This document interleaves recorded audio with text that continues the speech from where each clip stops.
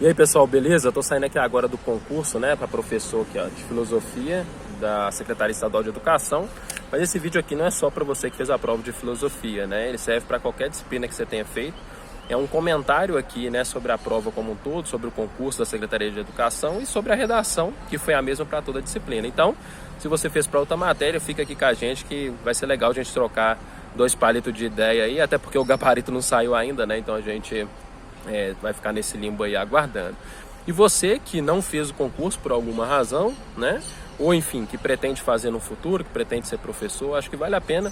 Vou estar te dando aqui a experiência de quem fez os dois últimos concursos para a Secretaria Estadual de Educação de Minas Gerais, né? Que dá aula desde 2015, então vamos trocar essa ideia aqui.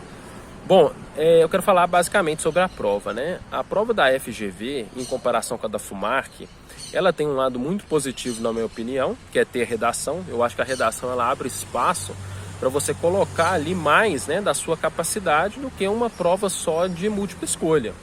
Né? Pensando que é uma prova para professor, eu acho que faz todo sentido ter redação. Então, isso é um ponto positivo para a FGV.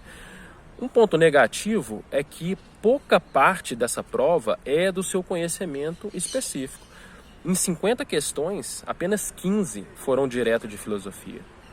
Então, assim, a da FUMARC, em 60 questões, 30 foram de filosofia. Então, assim, da FUMARC, 50% era de filosofia, a da FGV, 30% de filosofia. Eu, particularmente, acho que a prova, óbvio, né, para professor de filosofia, tem que ter pelo menos metade de questões para filosofia, senão você fica decidindo em outra coisa. Embora a da FUMARC tenha sido 50% de questões de filosofia, boa parte delas, diga-se a verdade, foram muito fáceis. Eu conversando com os colegas e mesmo assim pegando a classificação geral, você via que muita gente acertou quase que todas as questões de filosofia. Então acabava decidindo as vagas em quem acertava mais em português, raciocínio lógico, legislação. E eu acho que não deve ser por aí. Eu acho que uma prova de filosofia tem que ter como objetivo quem conhece mais filosofia. E o mesmo vale, né? A de geografia, quem conhece mais de geografia, de história, quem conhece mais de história, né? Inglês, quem conhece mais de inglês, química, quem conhece mais de química, e assim por diante. Mas vamos para a prova que é agora que a gente acabou de fazer. Eu achei o raciocínio lógico, para começar falando dele, né?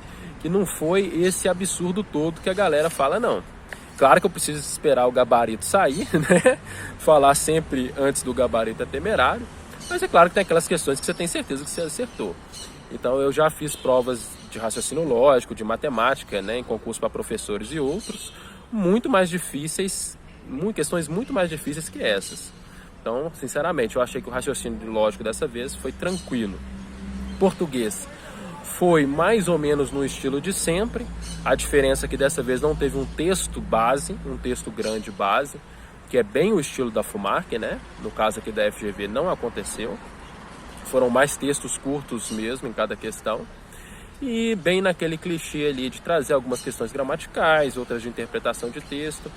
Uma prova que precisa de atenção, tem o seu grau de dificuldade, mas relativamente fácil também.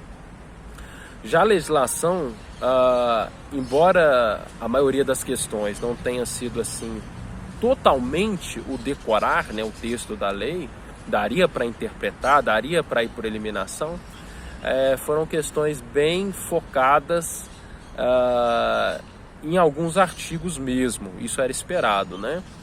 Agora, para ser sincero, também menos difícil do que eu imaginava. Eu não estou falando que eu acertei todas, não estou falando que todo mundo vai acertar todas, longe disso. Mas, sinceramente, menos difícil do que eu imaginava. Às vezes você que fez a prova está pensando assim, nossa, mas se essas primeiras partes aí era fácil assim, como é que a gente vê uma galera levantando e indo embora assim que libera para poder ir embora e tal? Uma coisa que quem já faz concurso há mais tempo sabe é que isso sempre acontece, né? Sempre tem essa galera que levanta e vai embora e, enfim, eles não concorrem com você. Se você estudar minimamente, se você ali tentar fazer a prova, provavelmente você vai usar o tempo dela todo. Ainda mais uma prova que tem redação. Então não acho que as pessoas que terminaram cedo é porque ou estava fácil demais, ou enfim, as pessoas fizeram a prova muito mais rápido que você. A maioria desiste sem tentar. Em relação à redação, né, que eu falei no começo que a gente vai abordar aqui. A redação sempre é um gargalo em qualquer concurso, porque ela abre o espaço para qualquer novidade que você não tenha estudado, né? Só que dessa vez a redação da FUMARC facilitou muito a vida. Desculpa, a redação da FGV, né? Com FUMARC na cabeça que eu falei da FUMARC. A redação da FGV facilitou muito porque ela deixou 4 temas. Você podia escolher entre 4 temas. E todos esses 4 temas relacionados à educação eram bem abrangentes. Então, assim, quase que tudo que você falar dentro daquele universo ali, um corretor razoável, ele não vai poder tirar ponto de você por estar saindo do tema. E na saída agora aqui do concurso, eu encontrei alguns colegas que fizeram a prova também, e foi a mesma redação, né, o mesmo tipo de redação, o mesmo tema para todas as disciplinas, né, essa possibilidade de escolher 4 temas. E muitos falaram o quê? Esses temas acabavam tendo uma ligação entre eles. Eu também vi dessa forma. Às vezes era difícil falar de um só sem uma hora ou outra permear o outro tema, até porque a gente está falando de problemas de educação. Enfim, o tema que eu escolhi foi a questão de trazer as vivências do aluno para dentro de sala. E aí eu falei, né, dessa falta de... que a escola hoje ela tem sido nada interessante, que os alunos têm dispersado o tempo todo. Então é preciso adaptar a realidade, né? É preciso trazer a vivência social, ou seja, uma realidade social, e também trazer aulas mais lúdicas, mais interativas, né?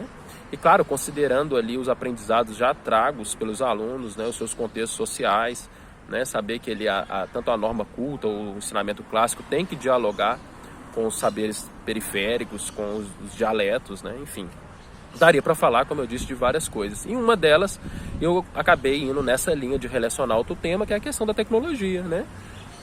Pensando nessa coisa de trazer a vivência, né? Hoje todo mundo sabe que as pesquisas imediatas são feitas pelo Google, todo mundo está com o celular na mão. E se você estiver dando aula hoje, você vai ver que a maioria das direções orienta, né? Claro, para os alunos não ficar com o celular, né? Porque não tem ali um trabalho para utilizar o celular em sala. Mas eu falei que eu acho que não é por aí, não é a proibição, né? Tem que incorporar o celular hoje na escola, né? Então, você vê como é que esse universo da vivência, né, de faltar a vivência para o aprendizado, ele é muito amplo. Às vezes você pegou o mesmo tema que eu e falou de coisas totalmente diferentes. E eu relacionei um pouquinho com outro tema, que era essa questão da tecnologia.